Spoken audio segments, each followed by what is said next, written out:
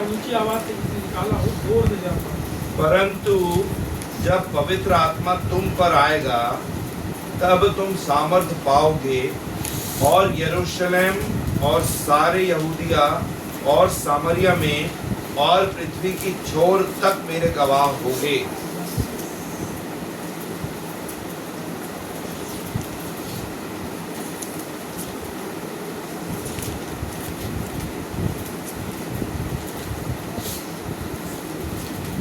आज लोग परमेश्वर को प्राप्त करना चाहते हैं अपने दुख के लिए, अपने कष्टों के लिए, पीड़ाओं के लिए,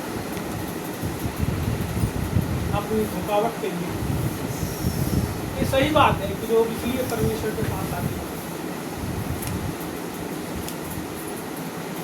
जब हम जो कभी प्रभु को नहीं जाने, जब हम उसके पास आते हैं, कभी उसका नाम नहीं सुने, कभी उसकी तारीफ को हमने अपने मुंह से नहीं की, लेकिन फिर भी हमारा परमेश्वर हमारे पैदा होने से लेकर के हमारे उसके पास आते तक के जो बीच का समय रहता है, उसमें कितनी बार हमको मरते हुए बचाता है, कितनी बार हमारे जीवन के अंदर बड़ी संकट की घड़ियां आ जाती है, उस समय भी प्रभु बचाता है। कितनी बार लोग हमारे ऊपर जादू टोना तंत्र मंत्र करते हैं, मारने की कोशिश करते हैं, उस समय भी परमेश्वर का हाथ काम करता है। केवल इस बात से कि एक वो निश्चित समय हमारे जीवन के ऊपर आए और हम उसे जान पाए कि वो हमारा उद्धार करने वाला परमेश्वर है। केवल इस वास्ते कि हम इस बात को समझ पाए कि उसके सिवा और कोई परमेश्वर है ही नहीं। केवल इस बात के वास्ते कि हम इस बात को समझ पाए कि उस परमेश्वर ने, जिसने हमारी माता के गर्भ में हमको बनाया, उसने किस रीति से हमको बनाया और उसके बनाने का उद्देश्य यही था, हमारे धरती पर लाने का उद्देश्य कि हम उस जीवित परमेश्वर को, जिसने सारी सृष्टि को बनाया, हमको बनाया, परमेश्वर को जानना हमारे जीवन के अंदर सबसे महत्वपूर्ण कार्य है। जब हम उसको जान लेते हैं, देखिए मैं आपको कुछ बात आज बताना चाहूँगा। जब हम उसको जान लेते हैं, जब हम उसके पास आ जाते हैं, तो शुरुआत में जैसे एक अतिथि होता है, एक आगंतुक होता है, एक नया व्यक्ति होता है, उसी रीति से वो जो नया व्यक्ति होता है जब आता है हमारे घर को, हम क्या करते हैं, बाहर के कमरे में बिठा देते। एक विश्वासी जब प्रभु के पास आता है, बहुत सारे लोगों का प्रश्न का उत्तर मिल जाएंगे, मैं आपको बताना चाहता हूँ। एक व्यक्ति, चाहे वो ईसाई हो, चाहे वो कसाई हो, चाहे वो गोसाई हो, चाहे वो पंडित हो, चाहे वो सरदार हो, चाहे वो कोई भी जाति और धर्म,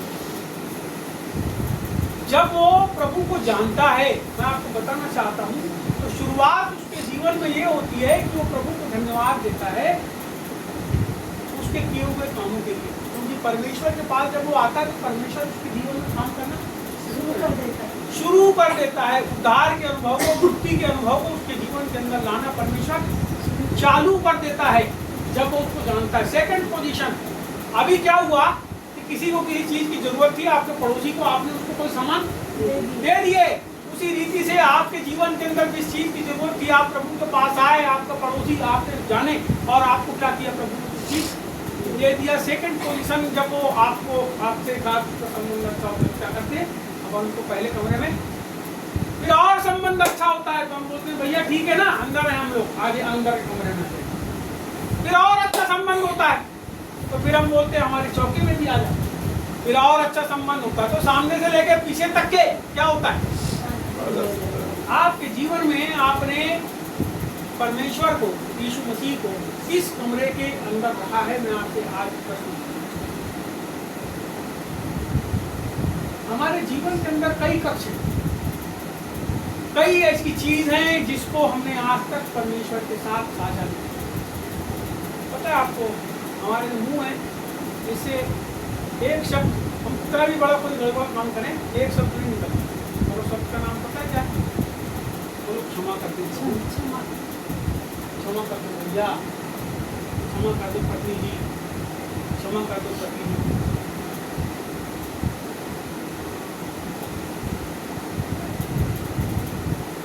ये शब्द जब आपके मुंह से निकलता है तो तो आपके कमरों के अंदर एक एक करके एंट्री करने लगता है। यीशु आपके हृदय के अंदर उन स्थानों में बहुत सारे पार्ट्स हैं हृदय के अंदर। वैज्ञानिकों ने शोध करे, हृदय को फाड़ फाड़ के देखे, 4 हिस्से में ऐसा करके मुट्ठी के आकार करके 4 हिस्से में बना।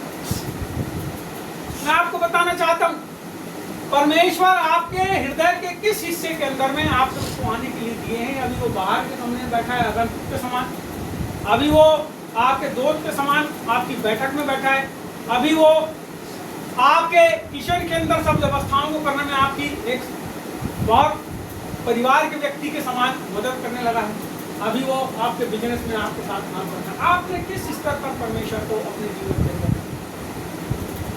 कई बार हम परमेश्वर के पास केवल इसलिए आते हैं कि हमारे काम हो जाएं, हमारी सब काम सफल हो जाएं, और हम उसके बाद बोले ठीक है प्रभु आप कहीं बाहर कमरे में बैठिए, हम अंदर जाएं। आज की तारीख में हमारे पास परमेश्वर के लिए समय नहीं है। बोलो समय नहीं है। समय किसके लिए? आपके पास सबके लिए समय है, आपके पास परमेश्वर के लिए समय नहीं है। आपके पास सब काम अच्छे से अच्छा परमेश्वर आपके लिए कर दे, उसके लिए आपके पास बोलने के लिए समय है, लेकिन आपके पास परमेश्वर जो आपसे चाहता है वो उसको देने के लिए आपको तो वो है आपका समय। आज हम जब बैठ गए प्रार्थना में 11:30 बज गए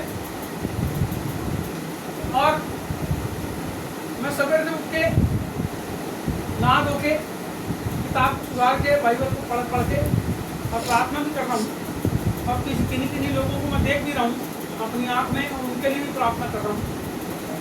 और जब 11:30 बज गए मेरे को यहाँ पे कोई दिखाई नहीं दिया, फिर धीरे धीरे एक जन प्रकट हुआ, फिर दूसरा प्रकट हुआ, फिर तीसरा प्रकट हुआ।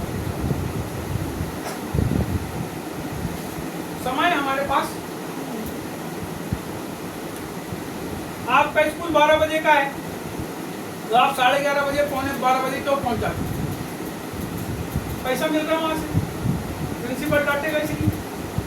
लेकिन आज आपके पास समय नहीं है इस बात के लिए कि हम प्रार्थना में, आराधना में, आपको पता है परमेश्वर के पास जाने की शुरुआत कहाँ से होगी? पहले कमरे में आए, आंगन है, आराधना में शामिल। मैं आपको बताना चाहता हूँ, जब आंगन में आओगे आप तो आप बलिदान चढ़ाओगे। बाइबल कहती है परमेश्वर तुम्हारे होठों के फलों को चाहता है, और उस समय आप गायब। शुरुआत से शुरू करवा तो अंत आपका अच्छा होगा। सुनिएगा मेरी बात, मैं फिर से बताना चाहता हूँ, कौन से कमरे में आप यीशु मसीह के साथ हैं। बाइबल कहती है परमेश्वर ने हमको याजक बनाया है। याजक,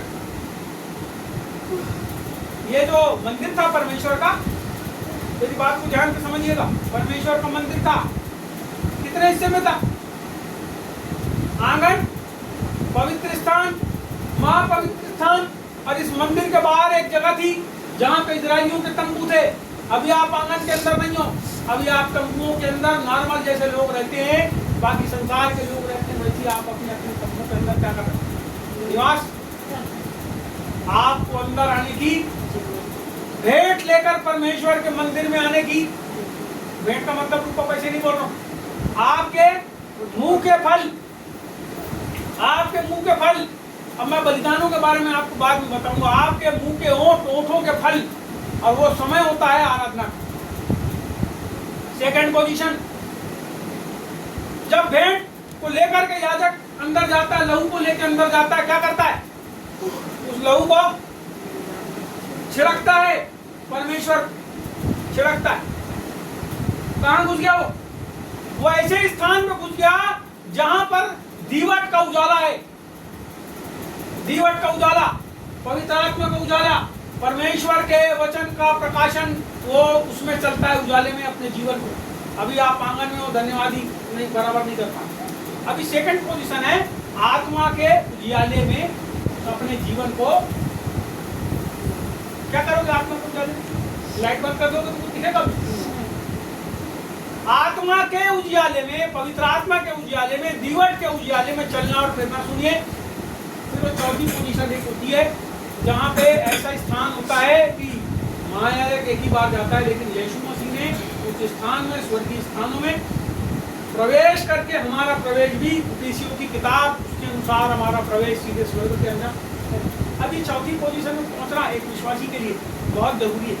पहला, दूसरा, तीसरा, चौथा, आप कौन सी पोजीशन पे हो मैं आपको बताना चाहूँगा, आपका विचार करें। लेकिन आज मैं एक बात, जैसे अभी मैंने पढ़ा तो काम उसका पहला अध्याय उसका आठवां पद यहाँ लिखा है, परंतु जब पवित्र आत्मा तुम पर आएगा तब तुम सामर्थ पाओगे। परंतु जब पवित्र आत्मा तुम पर आएगा तो तुम सामर्थ क्या करोगे जी? सामर्थ अरे क्या करोगे सामर्थ का? चलो पा लिए तुमने सामर्थ, पवित्र आत्मा तुम पर आ गया, क्या करोगे सामर्थ?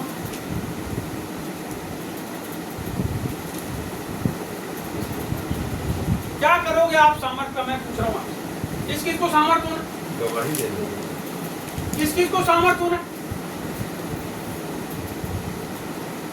सामर्थ सामर्थ अरे अब भी बीमार हो जाओ, तुम्हें सामर्थ निकल जाए, क्या हो?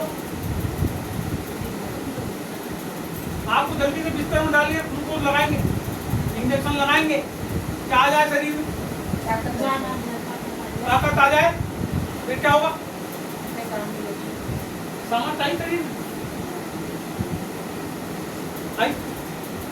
तो अभी पवित्र आत्मा तुम्हें आया। अब सुनो, बाइबल में सबसे जो अमोघ औषधि है, औषधि वो है परमेश्वर का वचन, और वो यीशु मसीह के आत्मा के द्वारा वो वचन कार्य करता है। मैं आपको बताना चाहता हूँ, ऐसे पढ़ने से भी काम नहीं करता जब तक पवित्र आत्मा का सामर्थ्य इतना।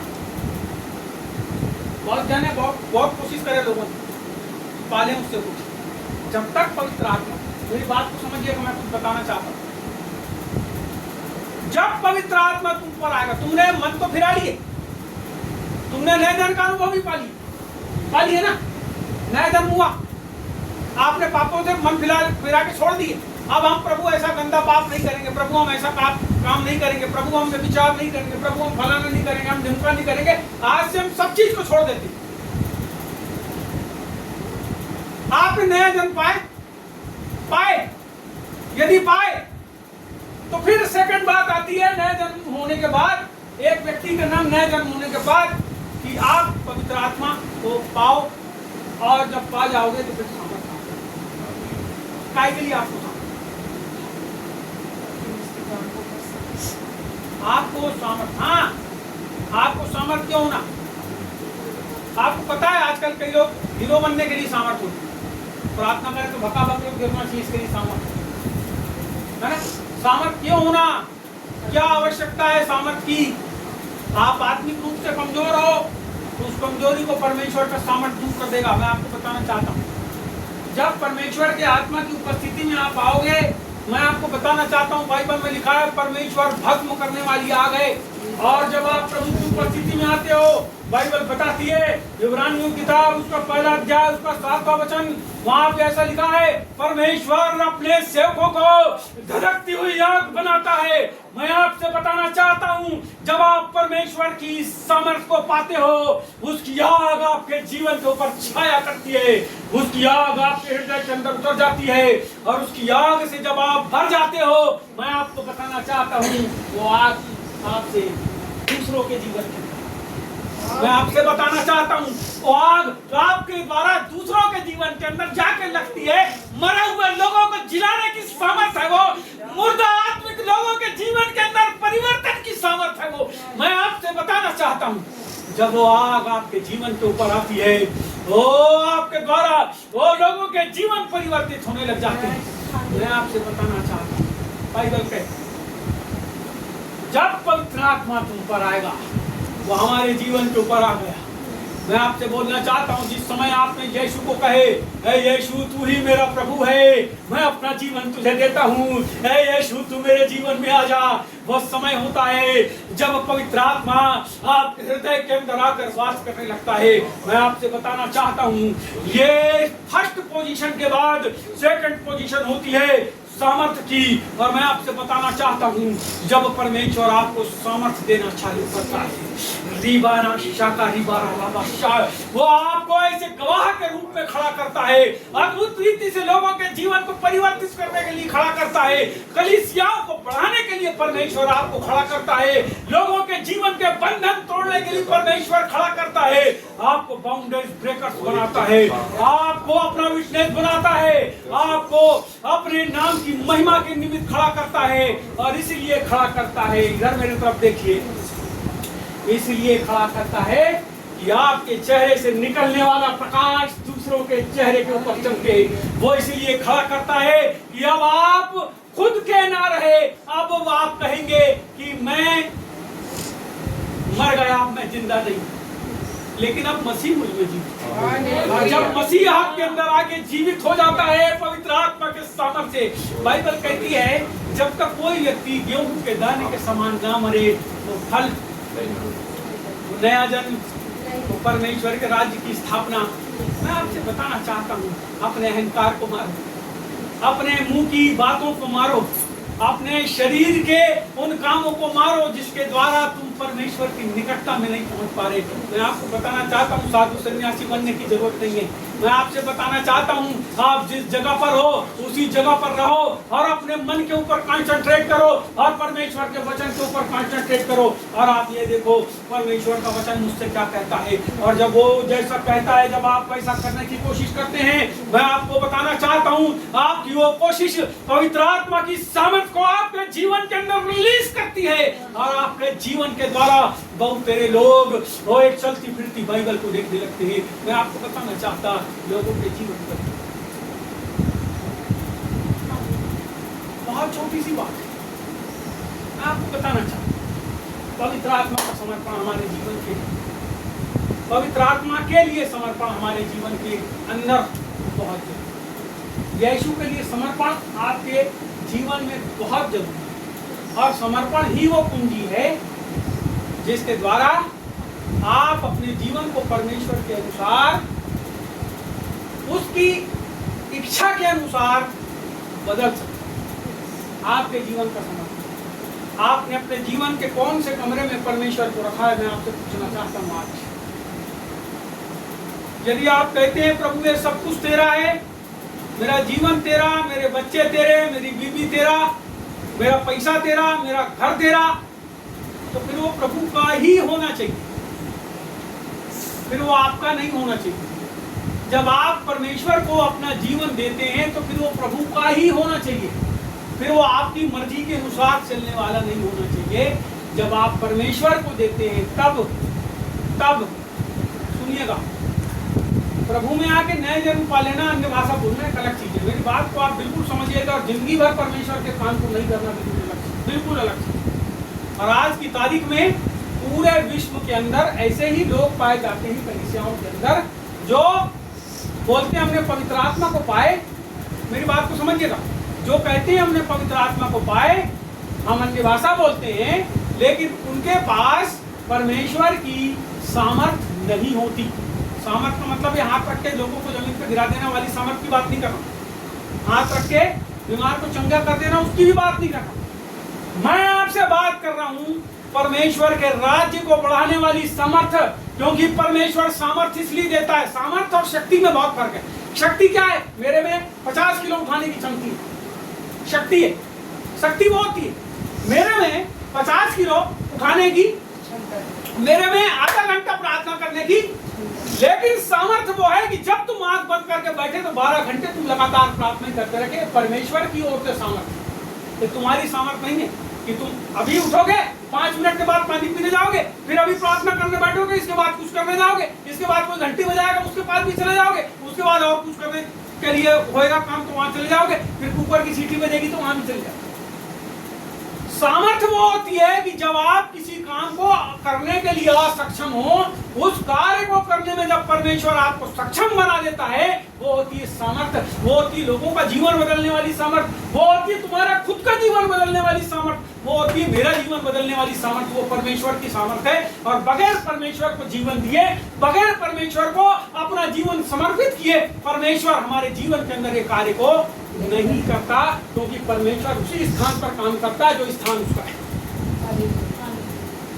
परमेश्वर ने तुमको इंडिविजुअल बना दिया, अपनी आत्मा में की आत्मा डाल के तुमको एक एक चलता फिरता मनुष्य बना दिया, लेकिन अभी भी आपने अपना जीवन परमेश्वर को दे दिया। मैं आपसे बोलना चाहता हूँ, यदि आप पवित्र आत्मा की उस अद्भुत शक्ति, सुनिए मैं आपसे बताना चाहता हूँ, मेरा परमेश्वर इस समय में, इस दौर में, इस सताव के दौर में, मेरा परमेश्वर इस पूरे भारत के अंदर हजारों की तादाद में आश्चर्य कर्म करने वालों को खड़ा करने वाला है। मैं आपसे बताना चाहता हूं, मेरा परमेश्वर हजारों की तादाद में आत्माओं को जीतने वालों को खड़ा करने वाला है। मैं आपसे पवित्र आत्मा की सामर्थ्य में होकर कहता हूं, मेरा परमेश्वर हर उस समर्पित व्यक्ति को अद्भुत सामर्थ्य के साथ इस्तेमाल में लाने वाला है, चिन्ह और चमत्कार की सेवा के साथ इस्तेमाल में लाने वाला है, जो अपना जीवन परमेश्वर को समर्पित करेगा, जो कहेगा प्रभु अब मेरा जीवन मेरा नहीं, प्रभु अब मेरा यह सब कुछ मेरा नहीं वरन तेरा है। मैं आपसे बोलना चाहता, आप अपने जीवन के अंदर क्रांतिकारी परिवर्तन को देखोगे। मैं आपसे बताना चाहता, इस भारत के अंदर बड़े बड़े प्रभु के दास और भक्त परमेश्वर अपने नाम की महिमा के निमित्त खड़ा कर देगा, जब लोग अपने जीवन को परमेश्वर के लिए समर्पित करने को चालू करें। हम अपने जीवन प्रभु को, हम अपनी जीवन की तमाम क्षेत्रों को प्रभु को दें। मैं आपको बताना चाहता हूं, जैसे जैसे हम अपने जीवन के उन हिस्सों को प्रभु को देते चले जाएंगे, वो सब जगह प्रभु की समर्पित करते हैं। आज बाइबल यहाँ पे हमको बता, जब तुम पर पवित्र आत्मा आएगा तो तुम सामर्थ पाओगे। शुरू करें, आगे पढ़ें। पवित्र आत्मा आने के बाद तुम सामर्थ पाओगे, तुम सामर्थ पाओगे, और यरूशलेम और सारे यहूदिया और सामरिया में और पृथ्वी के छोर तक मेरे गवाह होगे।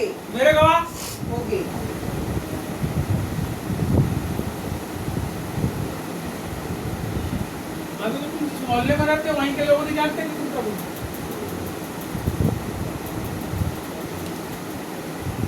अभी तो जिस मोहल्ले में तुम रहते हो वहां के लोग तो ये जानते हैं, इससे ज्यादा लड़का आदमी, इससे ज्यादा पकने वाला कोई।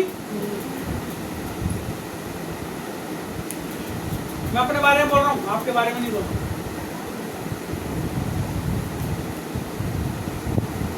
और आप भी ऐसे हो तो सोचो मैं भी हूं ऐसे।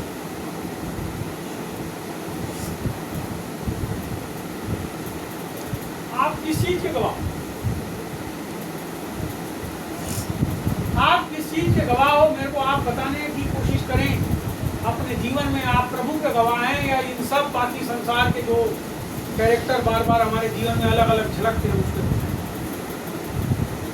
हमारा जीवन प्रभु के लिए समर्पित है कि संसार के लिए समर्पित? हमारा जीवन प्रभु के लिए समर्पित है कि पैसे के लिए समर्पित? बाइबल कहती है तुम धन और परमेश्वर दोनों की सेवा एक साथ। हमारा जीवन समर्पित किसके? आपका जीवन यदि प्रभु के लिए समर्पित है तो आपके काम आपको बताएंगे कि आप प्रभु के लिए समर्पित हो। बोलना, मुंह से बोलना। एक आदमी की बात बताता हूँ मैं आपको, बहुत अच्छी बात बताता हूँ, और आप सब को अपने जीवन में यदि उस दौर में चले होंगे तो आपने महसूस किया। क्या हुआ, एक प्रभु को दास आए, उसने अल्टर काल, पूरी प्रार्थना के बाद अल्टर काल होता है। अल्टर काल में लोगों को बुलाया जाता है कि वेदी के ऊपर कौन अपना जीवन प्रभु को देना चाहता है। तो अल्टर काल में लोग क्या करते हैं, उठ के सामने जाते हैं और समर्पण करते हैं अपने जीवन।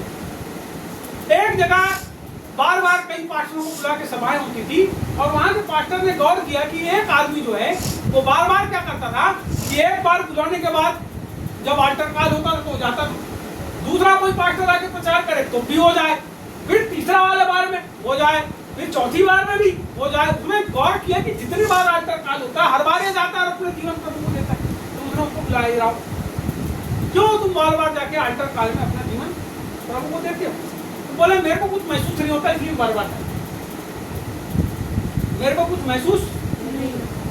आपको पता है अपना जीवन प्रभु को देने का मतलब ये हुआ कि देखो बहुत सरल और साधारण बात है कि इसमें बार बार अल्टर काल में या कोई बुलाए आपको तब वैसा करने की जरूरत है। पहली चीज, जब आप ये विश्वास करते हैं कि यीशु मसीह मेरे लिए इस धरती पर पैदा हुए, मेरे लिए मारे गए, मेरे लिए गाड़े गए और मृतों में से जी उठे और मेरे को लेने के लिए वापस आएंगे, आपका विश्वास क्या हो गया प्रभु के ऊपर कि मेरे उद्धार के लिए प्रभु ने अपने प्राण को, मेरे लिए अपने खून को बहा दिया। ये आपका विश्वास है।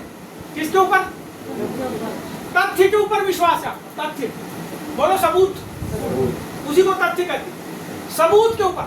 और प्रभु ने आपको क्या बनाया? आपको क्या बनाया? आपके पास गवाही है। अगर आपके पास गवाही नहीं है तो आपके पास सबूत नहीं है, और आपके पास सबूत नहीं है तो सामने वाला विश्वास करने वाले। बोलो यीशु प्रभु, बोलो यीशु प्रभु। आप कितनी बार लोगों को बुला लो और आपके पास कोई गवाही नहीं है तो उनके जीवन के अंदर कुछ होने वाला नहीं। वो आदमी समझ ही नहीं पाया कि यीशु मसीह ने मेरे लिए क्या किया, और बार बार आकर कार में जाता था और सोचता था कि प्रभु आज मेरे को छुए। अभी थोड़ी देर पहले जब हम लोग बैठे तो बहुत सारे लोगों को प्रभु ने क्या किया? अभी छुआ। बहुत से लोगों को छुआ। मैं आपको बताना चाहता हूँ कि परमेश्वर छूता है, परमेश्वर पकड़ता है, परमेश्वर उठाता है, परमेश्वर चलाता है। मैं आपसे बताना चाहता हूँ, ये आपकी सेकंड पोजीशन की बात है। जब आप समर्पण करते हैं, जब आप प्रभु में समर्पण करते हैं, जब आप प्रभु में अपना जीवन देते हैं, तब प्रभु सेकंड पोजीशन पे आपके जीवन के अंदर काम करता है कि आपके पूरे भीतर के सारे कमरों में चलता और फिरता है और कहता है, हाँ मेरे बेटे, यहाँ पे इस चीज की कमी है, यहाँ पे इसको सुनिए, परिवर्तन चालू। आप प्रभु को अपने जीवन में आने दें, प्रभु को अपने जीवन में आने दें। और मैं आपको बताना चाहता हूँ, आपको वो अपनी महिमा के लिए, अपनी सामर्थ के लिए, अपनी सेवकाई के लिए। बाइबल कहती है 4 हिस्सों में आपकी सेवकाई परमेश्वर आपको यूज में लाए। पहली चीज है, पढ़िए पढ़िए जोर से थोड़ा, 1 का 8 का आधा हिस्सा आगे का। और यरूशलेम, यरूशलेम और सारे यहूदिया, सारे यहूदिया और सामरिया में, और सामरिया और पृथ्वी के छोर।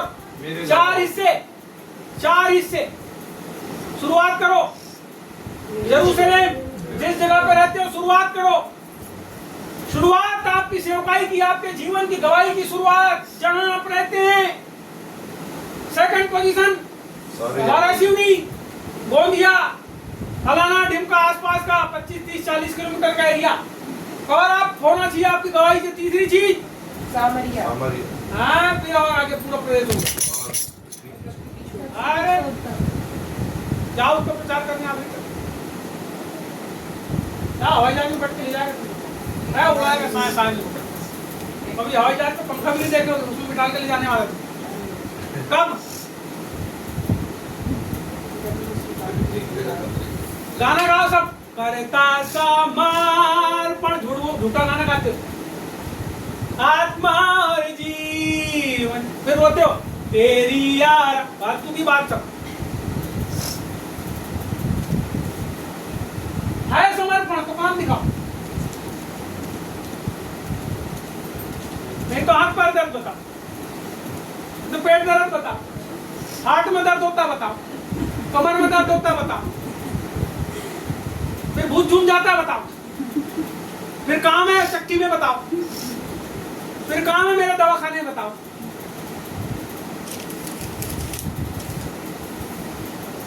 समर्पण का मतलब है ये सब चीज को भूल जाना और प्रभु के पास आके खड़े हो जाना। आपको पता है बंधुआ मजदूर जो होता था, बंधुआ मजदूर, ये अभी वाली नहीं, मैं इजराइल के समय की बात करता हूँ। एक आदमी को जब खरीद लिया जाता था सेवा के लिए, सेवादारी के लिए, कीमत चुका के खरीदा जाता। कीमत बोलो, कीमत। आप प्रभु के पास हो, कीमत किसने चुकाया आपकी? तो आप कौन हो? मालिक हो क्या अपने आप? तो बंधुआ मजदूर, सुनो मेरी बात, पूरे दिन सुन रहे, मैं भी हूँ, और जो नहीं है उसके लिए नहीं बोल रहा, लेकिन ये समर्पण की बात। बंधुआ मजदूर अपने आप को बोलने के लिए भी समर्पण की बात है। हर आदमी नहीं बोल सकता अपने आप को मैं प्रभु का मजदूर हूँ, मैं प्रभु का दास हूँ, मैं निकम्मा दास हूँ। निकम्मा यानी काम करने के बाद जब वो आए और बोले हे प्रभु ये काम तेरा हो गया, प्रभु अब मैं निकम्मा हूँ, कोई काम नहीं है प्रभु मेरे पास काम। प्रभु ने 4 दिन को गवाही बता दिया, आज मैंने, अब कल सवेरे किसको बताना, बता काम। फिर काम आना, करता समर्पण, आत्मा और जीवन तेरी आराधना। मैं धन तो देते ही नहीं, और तन तो बिल्कुल नहीं देना चाहते, क्योंकि हाथ पर दुखेंगे यदि पैदल कहीं लेके जाएगा। और मन में बोलते हैं प्रभु अभी ठीक नहीं लग रहा, मैं सोता हूँ, और चद्दर ओढ़ के कहाँ समझता हूँ। आपको पता है पीठ दुखे, कमर दुखे, कुछ भी करे, जो काम हमारे हाथ में प्रभु देता है, अरे रात के 12 बज जाए तुम काम करो पूरा और कंप्लीट करके छोड़ो प्रभु को, वो है समर्पण। कहाँ है समर्पण तुम्हारा? गाना भर गाते हो समर्पण समर्पण समर्पण, फलाना ढेर का ऐसा वैसा।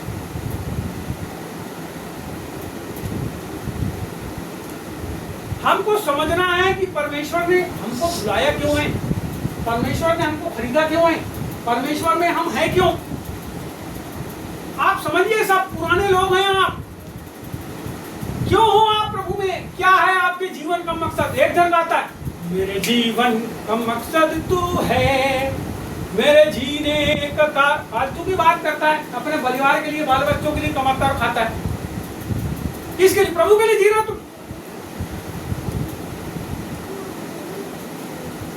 किसके लिए जी रहे हो? कितनी देर प्रार्थना में जाते हो तुम? कितने लोगों को संदेश सुनाने जाते हो और गाना गाते हो? अरे तब फिर बोल रहा हूं मैं आपसे बोलना चाहता हूं, जितने गीत गाते हो उसके अर्थ को समझो कम से कम। बाइबल समझ में नहीं आती तो जिन गानों को गाते हो उसके अर्थ को। हमारे जीवन के अंदर परमेश्वर ने बहुत बहुमूल्य तोहफा रखा है, उसका नाम है पवित्र आत्मा। वो है यहोवा का आत्मा। जब शिमशोन के ऊपर उतरा, मैं आपको बताना चाहता हूं, 1000 लोगों को गधे के जबड़े से उसने मार दिया। जब परमेश्वर का आत्मा किसी व्यक्ति के ऊपर आता है, अद्भुत तरीके से लोगों के जीवन के अंदर परिवर्तन करने का काम परमेश्वर करता है। मैं आपको बताऊं, एक आदमी के ऊपर परमेश्वर का आत्मा उतरा और जब उसने प्रचार करा, 3000 लोग परमेश्वर के एनकाउंटर में प्रभु की शरण में आ गए। मैं आपसे बताना चाहता हूं, परमेश्वर को जब आप अपना जीवन समर्पित करते हैं, परमेश्वर आपको अपने हाथ में आपको बनाता है, हर प्रकार के हथियारों से लैस करता है। इफिसियों की किताब 5वां अध्याय हर प्रकार के हथियारों से लैस करता है और आपको एक योद्धा के समान भेज देता है। और जब योद्धा को भेजता है तो वो कहता है, यदि कोई हल पर हाथ रखता है और पीछे की ओर देखता है तो मेरे योग्य नहीं। मैं आपको बताना चाहता हूं, परमेश्वर ने हर विश्वासी को, हर कलीसिया के व्यक्ति को, चाहे रोमन कैथोलिक हो, चाहे मेथोडिस्ट हो, चाहे मेनोनाइट हो, चाहे जैकोबाइट हो, चाहे कोई भी बाइट हो, मैं आपसे बताना चाहता हूं, आप सबको परमेश्वर ने अपनी गवाह होने के लिए ठहराया है। आप सब अपने आप को तैयार करो, आप सब अपने जीवन को प्रभु को दो। जब आप प्रभु को दोगे, परमेश्वर तुमको पकड़ेगा, उठाएगा, सुसज्जित करेगा और उपयोग में लाएगा अपने जीवन को। आपको गवाह बनाएगा, छोटा मोटा आदमी नहीं बनाएगा। आपको पता है, एक गवाही देने वाला कहाँ गवाही देता है? किस जगह पे गवाही देता?